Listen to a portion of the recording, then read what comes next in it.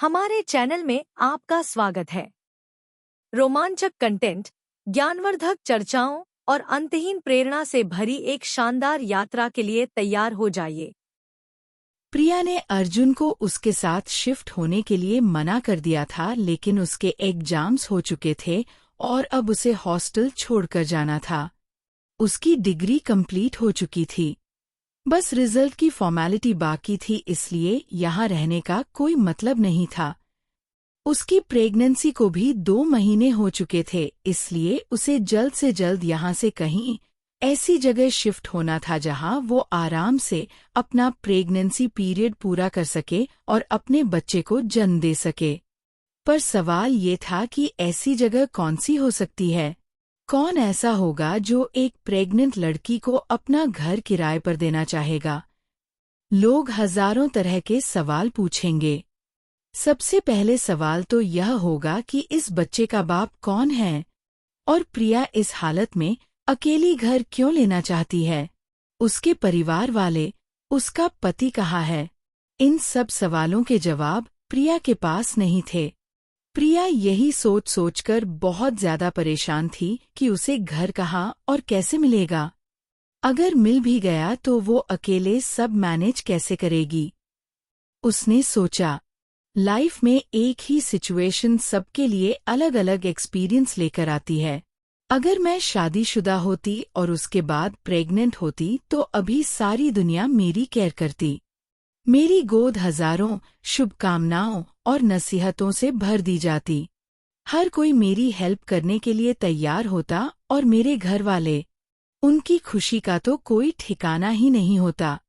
Mummy इस समय मेरा सबसे ज्यादा ध्यान रखती, पर मेरा सबसे बड़ा सपोर्ट होती। लेकिन मैं इस समय बिल्कुल ही अलग सिचुएशन में हूँ। मेरे नॉलेज में शायद ये इस तरह का इकलौता मामला है जिसमें लड़की ने शादी या प्रेम के बगैर माँ बनना कबूल किया। अपने आप के बारे में सोच सोचकर मैं मेंटल उलझन से गुजर रही हूँ। प्रिया चुपचाप बैठी थी। वहीं मीरा भी अब अपने घर जाने की तैयारी कर रही थी। 1 महीने बाद उसकी शादी थी, इसलिए उसे जल्द से जल्द अपने घर जाना था ताकि वो शादी की तैयारियां कर सके। वो प्रिया के लिए बहुत ज्यादा परेशान थी। वो भी सोच रही थी कि प्रिया अकेली इतना सब कैसे करेगी। एक शाम वो दोनों हॉस्टल की छत पर टहल रही थीं। 2 दिन के बाद मीरा को अपने घर वापस जाना था। टहलते हुए वो दोनों छत के एक कॉर्नर पर खड़ी हो गईं। यहाँ से मेन रोड नजर आ रही थी। कुछ देर दोनों चुपचाप खड़ी आती जाती गाड़ियों को देखती रहीं। कुछ देर के बाद मीरा ने कहा, यार यकीन ही नहीं हो रहा, इतनी जल्दी समय निकल गया। लग रहा है हम कल ही तो मिले थे। प्रिया हंसते हुए बोली, हाँ, मुझे अच्छे से याद है हमारी पहली मुलाकात। तू तो कितनी चुपचाप से बैठी थी। मैंने तेरे पास आकर तुझसे बात की थी। मुझे लगा था कि कितनी सीधी लड़की है। फिर जब तुझसे दोस्ती हुई तो पता चला कि तू एक्चुअली में कितनी सीधी है। मीरा भी हंसने लगी। फिर बोली, हाँ यार, ये 5 साल कहाँ बीत गए पता ही नहीं चला। मैंने भी तुझे पहली बार देखकर सोचा था कि दुबली पतली सीधी सी लड़की वकील बनकर क्या करेगी। फिर क्लास में तेरा एटीट्यूड देखा, बाप रे बाप। तुझे याद है वो इकोनॉमिक्स वाले राजशेखर सिंह सर को तूने क्या जबरदस्त डिबेट करते हुए सबक सिखाया था। साला बदमाश छोटे शहर की लड़की देखकर मुझे डोमिनेट करना चाहता था, पर तूने उसे पसीना ला दिया था। शायद अपना दूसरा या तीसरा दिन था कॉलेज का, मैं तो तुझे देखती रह गई थी। बस उसी दिन से मैं तो तेरी फैन हो गई थी। इतना कहकर मीरा हंसने लगी और उसके साथ प्रिया भी। अचानक प्रिया के चेहरे से हंसी गायब हो गई और वो बोली, उस समय किसने सोचा था यार कि लाइफ हमें कहाँ ले जाएगी। तब तो बस एक ही सपना था कि देश की सबसे बड़ी लॉयर बनना है, और आज देख मैं क्या कर रही हूँ। मेरी डिग्री कंप्लीट हो गई है, मैं लॉयर बन गई। मेरा सपना पूरा हो गया है, पर फिर भी मैं खुश नहीं हूँ। ये सुनकर मीरा भी गंभीर आवाज में बोली, सही बोल रही है यार। देखना, परसों मुझे घर जाना है। कायदे से मुझे भी खुश होना चाहिए, पर मुझे यहाँ से जाने में बहुत तकलीफ हो रही है। ये हॉस्टल, यहाँ का माहौल, कॉलेज और वो मेस का बकवास खाना। मुझे 5 सालों तक इनमें से हर चीज से शिकायत रही है, मगर आज ऐसा लग रहा है कि लाइफ का एक बड़ा हिस्सा यहाँ छोड़कर जा रही हूँ। ये रास्ते, ये पुरानी बिल्डिंग्स, यहाँ के लोग, अपने दोस्त और सबसे बढ़कर तुम, सब मेरी लाइफ का इम्पोर्टेंट हिस्सा हो। तुम सबके बिना रहना इम्पॉसिबल लग रहा है। एक बार यहाँ से जाने के बाद हम कब मिल पाएंगे पता नहीं।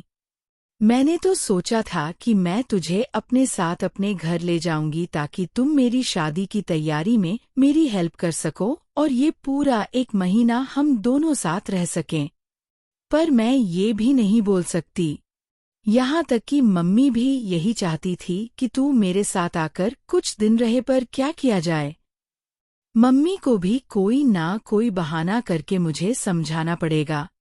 पता नहीं अब कब और कैसे हम लोग मिल पाएंगे यार। प्रिया ने मीरा की तरफ देखकर एक फीकी सी हंसी हंसते हुए कहा, कैसी बात कर रही है यार, तू तो मेरी जान है। जैसे ही मेरा सरोगेसी वाला कॉन्ट्रैक्ट खत्म होगा, मैं सीधा तेरे पास आऊंगी और तेरे साथ कुछ दिन रहूंगी। तो आरव को बता देना कि वो कुछ दिन अपना कहीं और इंतजाम कर ले, ठीक है। मीरा प्रिया की बात सुनकर मुस्कुरा दी। उसने हाँ में अपना सिर हिलाया, पर मन ही मन वो जानती थी कि ये सब इतना आसान नहीं होगा। इसके बाद सबकी लाइफ चेंज हो जाएगी। मीरा को इस तरह चुप देखकर प्रिया ने उसके दोनों हाथों को पकड़ते हुए बोला, मुझे पता है कि ये आसान नहीं है यार, लेकिन एक ना एक दिन तो ऐसा होना ही था। और फिर ये भी तो सोच कि तेरी तो शादी हो जाएगी, तो आरव के साथ सेटल हो जाएगी। पर मेरा क्या? मुझे समझ ही नहीं आ रहा है कि मैं तेरे बिना कैसे रह पाऊंगी। पर फिर भी मैं तेरे लिए खुश हूँ। और हाँ, तुम मेरी चिंता मत करो और अभी इस वक्त सिर्फ अपनी शादी और आरव पर ध्यान दो। मीरा ने प्रिया को गले से लगाते हुए कहा, आई विल मिस यू यार। फिर वो उससे अलग हुई और बोली, इस जाने से पहले एक पार्टी तो बनती है। चल रॉकी को कॉल करते हैं। आज की शाम तीनों दोस्तों के नाम। घूमेंगे, फिरेंगे, खाएंगे, पिएंगे, मस्ती करेंगे बस। प्रिया ने हंसते हुए कहा, good idea, let's go. Meera ने रॉकी को फोन लगाया और उसे सारा प्लान बताया। फिर वो और प्रिया तैयार होने के लिए चली गईं। कुछ देर के बाद वो दोनों हॉस्टल से निकल गईं। सर्कल पर रॉकी उनका वेट कर रहा था। रॉकी आज अपनी कार लेकर आया था। प्रिया और मीरा उसकी कार में बैठ गईं। फिर उन्होंने रॉकी से पूछा, तो कहाँ चल रहा है? रॉकी हंसते हुए बोला, आज तुम दोनों को मेरी तरफ से ट्रीट। मीरा ने भी हंसते हुए कहा, ये तो बहुत अच्छी बात है, पर हम जा कहाँ रहे हैं? रॉकी ड्राइव करते हुए बोला, just wait and watch dear, it's a surprise for you both. Meera और प्रिया ने एक दूसरे की तरफ देखा और मुस्कुराने लगीं। तीनों रास्ते भर खूब मस्ती करते रहे। रॉकी ने अपनी कार में लाउड म्यूजिक चलाया हुआ था। तीनों साथ साथ गाने लगे। प्रिया को याद ही नहीं था कि इतनी मस्ती उसने इससे पहले कब की थी। वो इस समय सब कुछ भूल गई थी। बस मीरा और रॉकी की कंपनी एंजॉय कर रही थी। कुछ देर के बाद रॉकी ने कार रोकी। प्रिया को कार में ही इतना मजा आ रहा था कि उसे ख्याल ही नहीं रहा कि वो लोग कहीं जाने के लिए निकले हैं। रॉकी कार से बाहर निकला। प्रिया और मीरा भी कार से उतर गईं। दोनों हैरानी से उस जगह को देख रही थीं। ये एक बड़ा सा रेस्टोरेंट था। यहाँ हर तरह के खाने की चीजें थीं। Chinese, chaat, South Indian, momos, pizza, ice cream, सबके स्टॉल्स लगे हुए थे। अंदर की तरफ शायद डाइनिंग हॉल था। मीरा और प्रिया इस जगह पर आकर बहुत खुश थीं। वो दोनों इससे पहले यहाँ कभी नहीं आई थीं। कुछ सेकंड के बाद मीरा ने प्रिया को अपनी कोहनी से मारते हुए बोर्ड की ओर इशारा किया जहाँ होटल का नाम लिखा हुआ था। प्रिया मीरा की इस हरकत से चौंक गई। उसने उस ओर देखा जिस ओर मीरा इशारा कर रही थी। उस बोर्ड पर लिखा था टेस्ट ट्रीट्स। ये देखकर प्रिया की आंखें खैल गईं। ये तो अर्जुन का होटल था। प्रिया ने जल्दी से चारों ओर देखा। उसे लग रहा था कि कहीं अर्जुन यहाँ से निकलकर न आ जाए और उससे पूछे कि यहाँ क्या कर रही हो। प्रिया फिर वो सोचने लगी, पर मुझे उससे इतना डरने की क्या जरूरत है? मैं तो उसकी गुलाम थोड़ी ना हूँ। मेरा जब मन करेगा और जिसके साथ मन करेगा उसके साथ में पार्टी करूंगी। अर्जुन को इससे क्या लेना देना हो सकता है? उसका बेबी मेरे अंदर सेफ है। और ये रॉकी भी ना, इसे पूरे शहर में यही एक जगह मिली थी पार्टी बनाने के लिए।